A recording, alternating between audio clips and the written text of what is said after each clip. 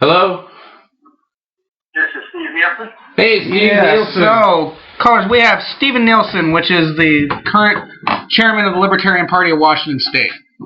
And he is a great guy. I've met him. I've been Facebook friends with him ever since I've got involved in the Libertarian Party.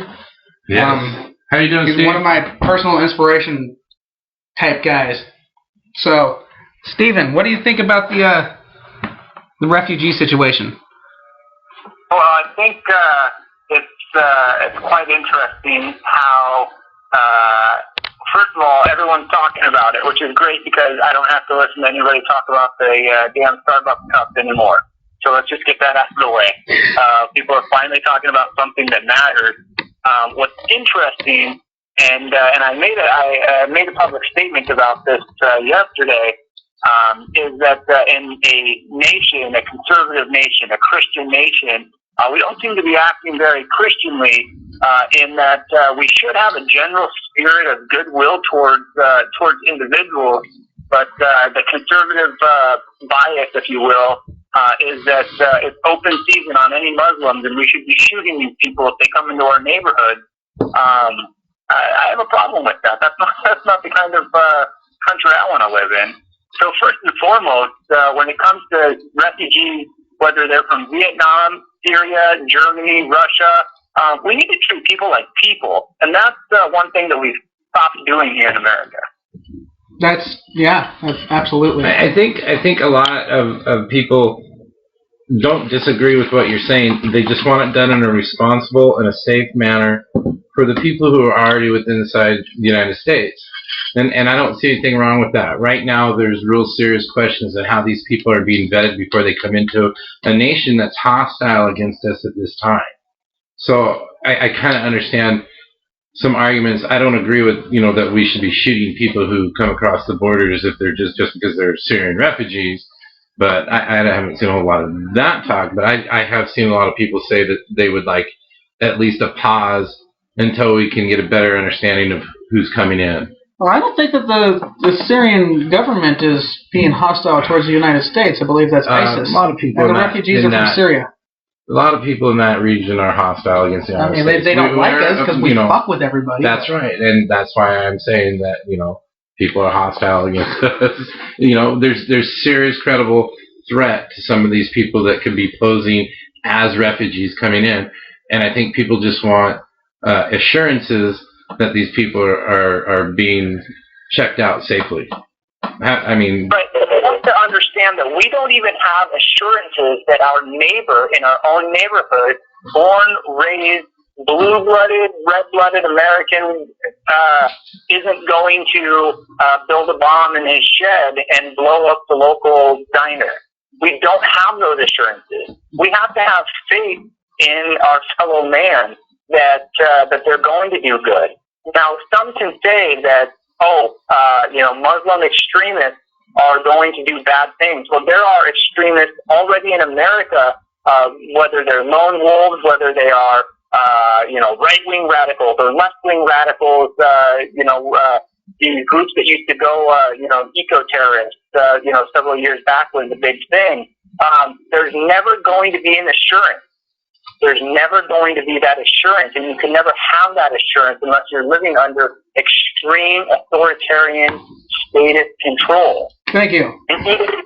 So that you're just never ever going to have total security in a free nation.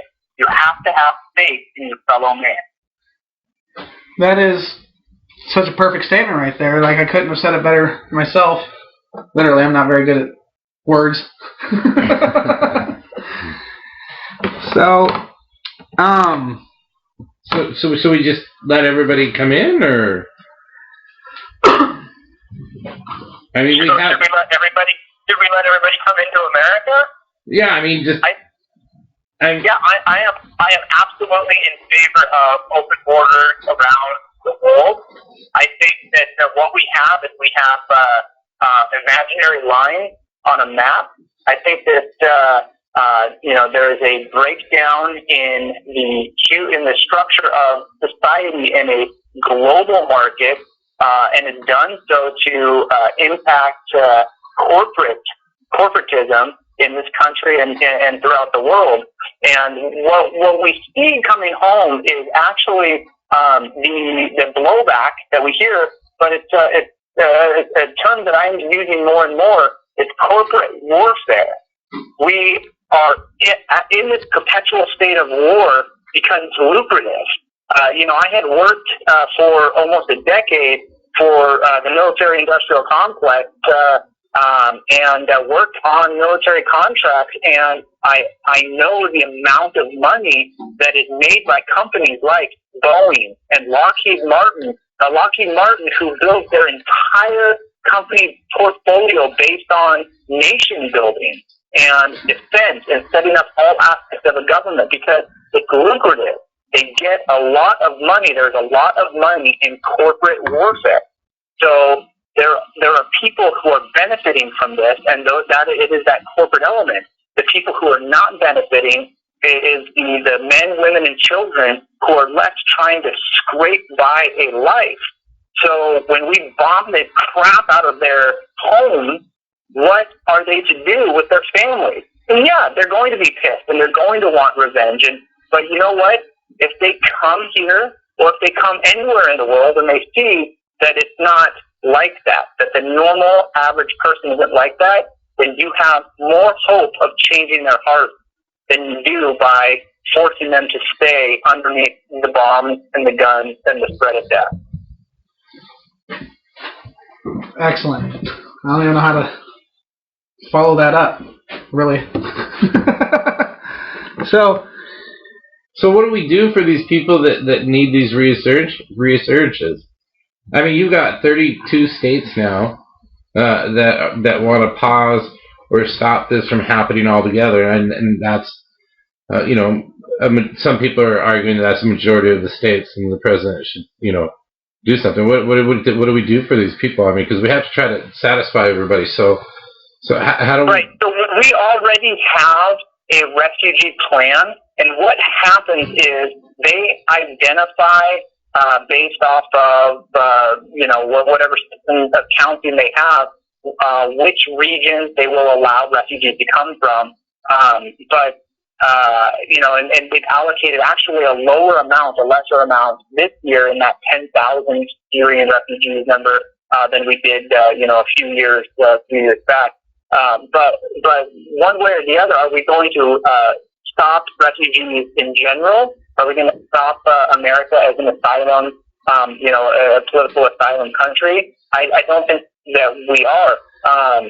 What needs to happen is we need to maintain a vetting process. We need to maintain, checks on folks that are coming in, but allow folks who are requesting political asylum to continue to come to our country.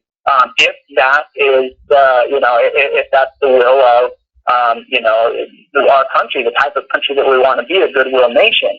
Now, the states that are saying that they are not going to allow Syrian refugees, they typically can't do that. The Supreme Court made a ruling some time back that had actually said that Congress sets the rules for immigration and for citizenship, if you will, and for asylum. And once an individual comes into the country, a state cannot deny them food, they cannot deny them work, they cannot deny them housing to violate their natural rights. And that's what this is about. The natural right for a person to live without fear of oppression, death, so on and so forth. We have natural rights. And so the government is actually looking beyond the fear factor, and they are supporting the natural right of these people to seek a peaceful life. Now, is there going to be a bad grape that comes in? There may be, but I have to have hope that that the process that we have for vetting is going to hold that out. And the 32 states can say what they will, but if a state like Washington lets the refugee in, there's nothing that Texas can do to stop them from moving down to Houston. No kidding. Especially once they get here. Yeah, once they get here, you can't track them after that. Correct. I mean, unless you hold them in a prison camp. Right. FDR. And it should also be noted that France is still today allowing Syrian refugees into their country. Really? Yeah, That really should be. I think they said they're going to take 30,000. So we're whining about 10. We're taking more than 10. And France, who just got the terrorist attack, is taking 30. So only because they're going to live up. So, listen, the French president said that the only reason why they're doing that is because they're going to live up to what they said. They're going to, live up to their end of what they said they're going to do. So I have.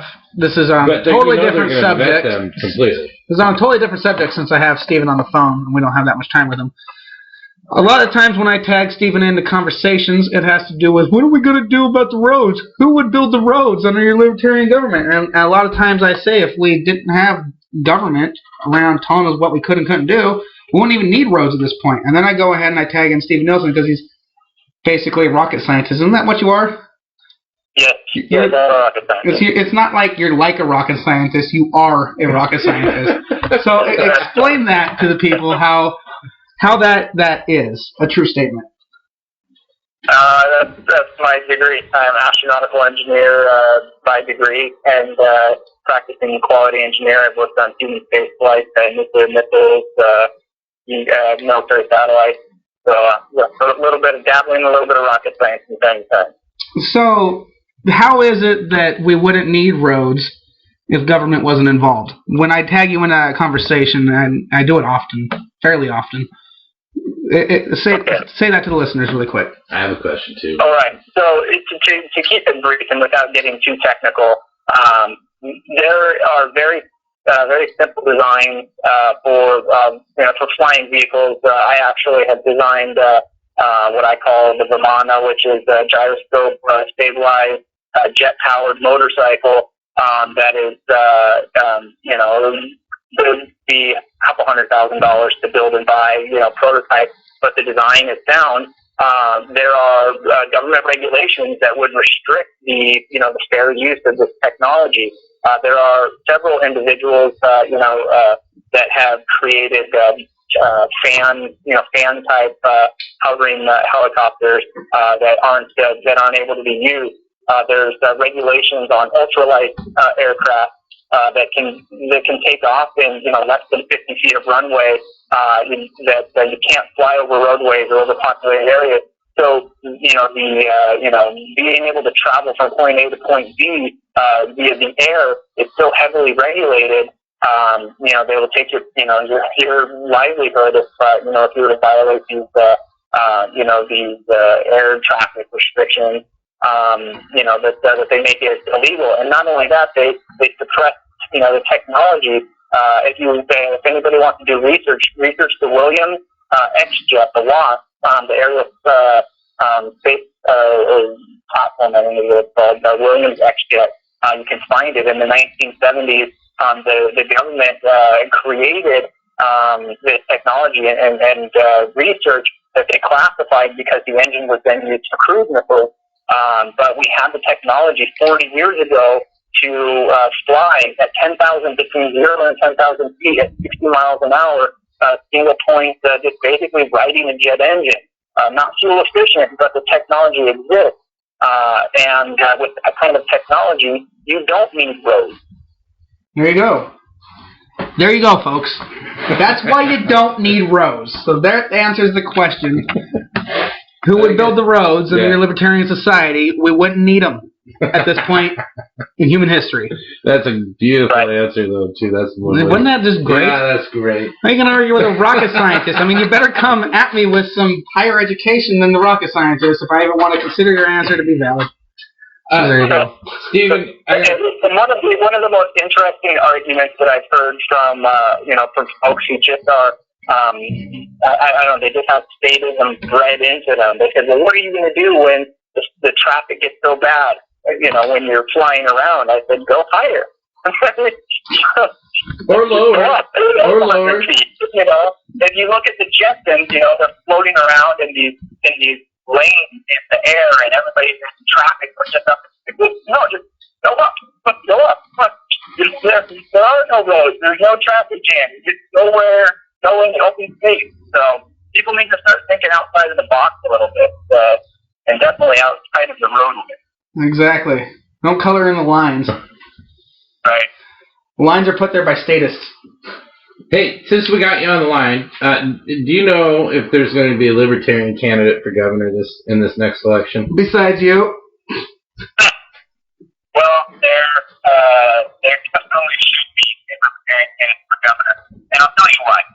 The Libertarian Party of Washington has one major objective in the election cycle, and that is to become a major party in Washington. If they're able to do that, it gives us instant ballot access over our candidate. It gives us for a candidate for a party. Hey, Steven,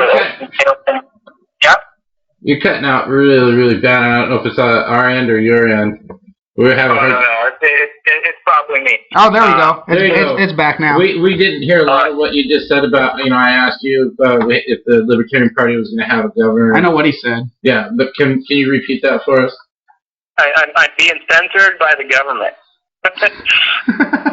Yes, they're trying to stop it. That's exactly what that was. That's the message. So I think that we absolutely need to have a governor candidate. We need to have a full executive slate. The objective of the Libertarian Party in 2016 is to become a major party in Washington State. It gives us ballot access. It gives us the access to funds that go to the major parties. And it really provides us an avenue for those big wins in the state legislature. So if you actually do the numbers and you look at where we were this election cycle, we pulled in 95,000 votes in 12 races. In 8 races in the 2014 cycle, we pulled in about 80,000 votes. Now, mind you that for president in 2012, Gary Johnson in Washington State only pulled in 42,000 votes. So in the previous 2 elections, in 2014 and 2015, the Libertarian candidates have pulled in more than double what Gary Johnson was able to accomplish in this state in 2012. So if we're able to run a full slate of candidates at the executive level, and if we're able to run 22.4 is the number of candidates that we need on the general election ballot to average 7,000 votes in their state legislative races and get them to vote up ticket as well, we can get 160,000 votes for whomever the Libertarian candidate is for president, and then obviously, hopefully, it'll help out the governor, and we can get the 5% required to attain major party status. So if we can get 5% for a president, and we can pull in significant numbers down ticket as well, then we can start making an impact. Whether it's a governor who's carrying the message, whether it is somebody at a lower executive level, like we have an excellent candidate that we're trying to field for a public lands commissioner from one of the Indian tribes, which is going to be an amazing headline that Indian tribal member is seeking to be the public lands commissioner with the intent of fighting the federal government for the 30% of the state lands that the federal government holds. I mean, it's beautiful, but we need to run candidates, and we need to focus on that objective of getting major party status in the state. Stephen, is he a Libertarian? Is what you're saying? Yes. And so he's the guy that's going to run for governor? No. That's an individual that we are working on for public lands commissioner. Okay. We've got an attorney general candidate.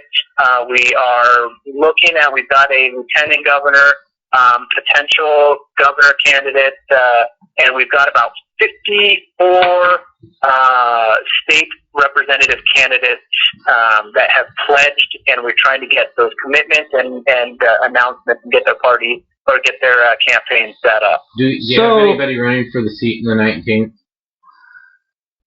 Come again? Do you have anybody running? So, okay, let's back up. So who? No, I don't have my list with me, so I can't tell you exactly where it is, but I can definitely I can give you yeses and nos without any names. I can't make any announcements. Okay. So what about the 19th?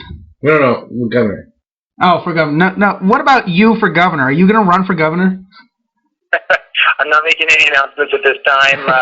I am considering a run, but it takes family, it takes money, it takes a lot of candidates beneath me in the state races, and that would be part of the strategy if something like that were to happen. I believe that I have the message for the party. I believe that if I'm going up against Inslee or this Bryant fellow from the Republican side, I think that I've got the best message of the three of us. But we'll see what we'll see how it plays out. First and foremost, I've got a party to run, and I've got a family to raise. So I'm focusing on those two things first, and it's definitely still in the cards that I'm looking at what that might look like in 2016. I've been saying it for at least a year. I'm pretty sure.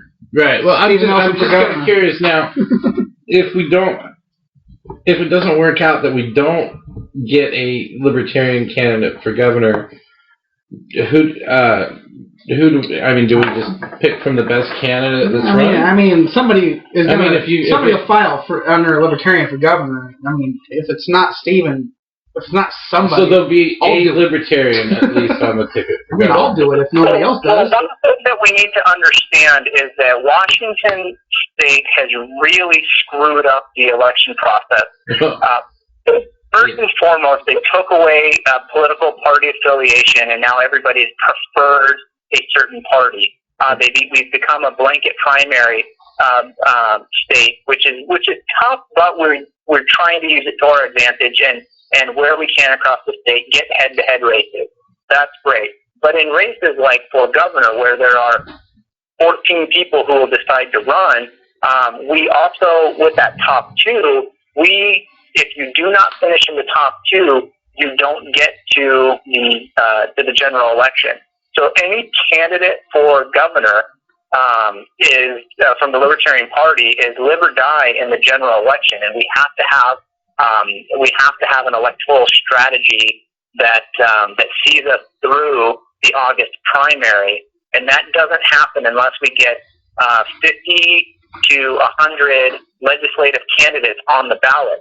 Now, they've also handicapped us because any Libertarian candidate that happens to run in a race that's only head-to-head doesn't get on the primary ballot. So there will be no election for those races if there are only two individuals, because they automatically advance to the general election. So there is a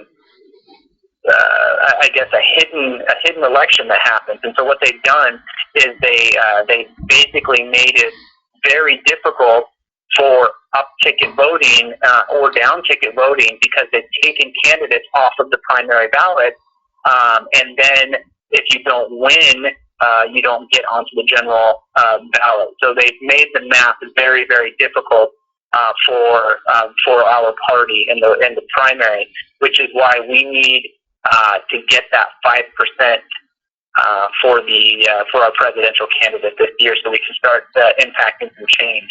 So, who for the Libertarian Party are you looking at for presidential candidate?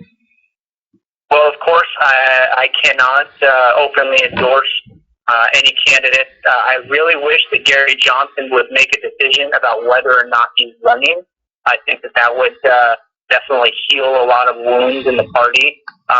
Stephen Corbell is not the most flattering candidate, but I believe that he's got the principles down solid. And this what's his name? Peterson guy that you like? Austin Peterson. Austin Peterson. Yeah, Austin Peterson. That guy's a hoot. I don't know that I fully trust him quite yet. He seems a little bit loose cannon, but you know what? I think that he just might have the personality to bring something to the table. I'm starting to watch him a little bit more. Sometimes it takes a character, if you will, to stand up and get that attention and really drive the message home. Of the several people that I know who are intending to run or are being asked to run, those are three folks that I've got my eyes on. Yeah, I'm an Austin Peterson guy. I was a Gary Johnson guy for a long time until he just hasn't announced a run yet. I mean, he came out with his, if I was going to run, this would be why. Exactly, and that's been the most disappointing thing that I've been quite vocal about. I want Gary Johnson to say, that he is running, and that he's running because, not if I were going to run, it would be because. We don't need a candidate just to fill a spot on the ballot. We need somebody who really believes that they can win as a libertarian, that they can deliver the message as a libertarian, and that they have what it takes to lead our party and lead this nation. Not somebody who might run because we need somebody to fill a spot. That's not inspiring, and I think that this party needs a whole lot of inspiration. Yeah. So, do you have any more questions for Stephen? No, I wanted to just, you've got two guys that are really hammering hard away already. Inslee, of course, he's already out there, running campaigns, and Bill Bryant's every time I hear that name, it makes me want to vomit. Which one? Inslee. Yeah, it does. But anyway, these guys are out hitting hard, and they have been for a long time. And I'm just concerned that a candidate might be jumping in. Time sensitive in elections, and the cycle's already begun, and we don't have a candidate yet. So I was just a little concerned.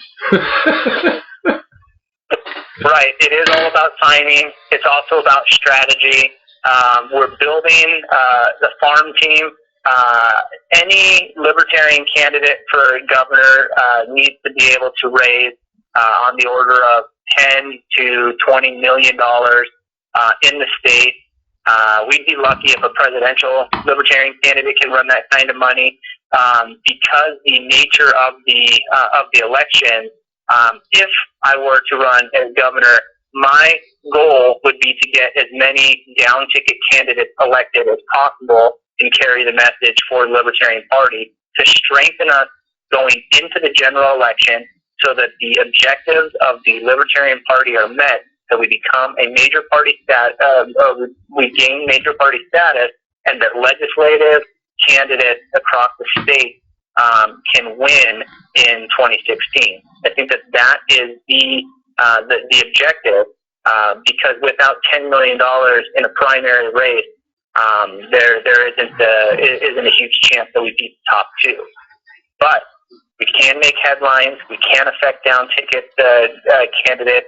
We can sell the libertarian message and sell the candidates who are moving on in the general election. I think that it's more important that we get those individuals, and that any individual who is running for governor should understand that it's more important to lead others into success and into victory than it is for them to die on the sword trying to win. But there's a bigger picture going on. It's called liberty. It's called liberty. Liberty. And this is Because Liberty with Curtis Hart And Chris Morstead. Thanks for calling in, by the way. This is Stephen Nielson, chairman of the Washington State Libertarian Party, or Libertarian Party Washington State. That's what it's actually called. Yeah. And hopefully he'll be running for governor, as long as he can get the support that's needed to do that. So thank you for calling in very much, Stephen. All right. Thank you guys for having me. I appreciate it. All right. Thank you.